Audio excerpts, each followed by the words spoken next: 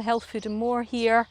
Glad I've got my scruffy old trousers on today for filming because I'm right down in amongst the plantain.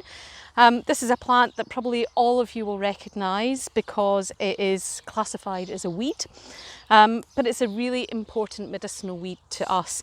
Now, it's thought that the Roman foot soldiers brought plantain up the country, so on their long marches they introduced many plants to us through England and Scotland, and the reason they used plantain is it's a very good healing herb. It's a refrigerant and it's very good for treating blistered conditions.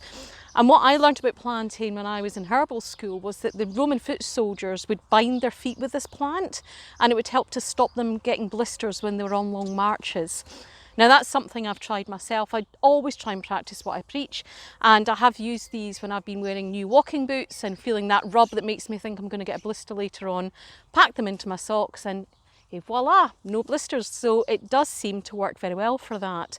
Now, I don't tend to get people coming into the consulting room looking for blisters, blister treatment on their feet, but I do get them coming in with blistering skin problems, hot inflamed eczemas that are weeping, that need a lot of cooling and healing, and that's when we would tend to use this plant. Now, if you actually look at the structure of it, it's got ribs right down the back of it, and these ribs would indicate there's a lot of structural integrity here, and it works on improving the structural integrity of the skin. So we'd use it as a healing herb, as an anti-inflammatory herb, and as a cooling refrigerant with an antihistamine effect. Now, when I talk about the skin, we talk about the outside skin, which is of course on the dermis, but we've got an inside skin on our body too, and that's our digestive system, our lungs, and our bladder and our sinuses. So that's our wet skin, our slimy skin. And this works very well on our slimy skin as well. So we use it for catarrhal congestion, we use it for hay fever, respiratory problems. I've had people with chronic bronchitis that have taken plantain on a regular basis and found it's really beneficial to their lungs.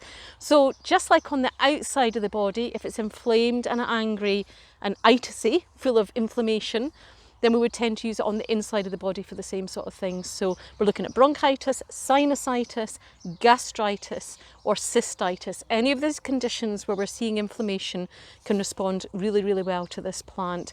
It's readily available, no contraindications, so as long as it's somewhere that's not been getting peed on by the local dogs, you can very safely pick some, make a herbal tea from it, and you've got a very good healing remedy.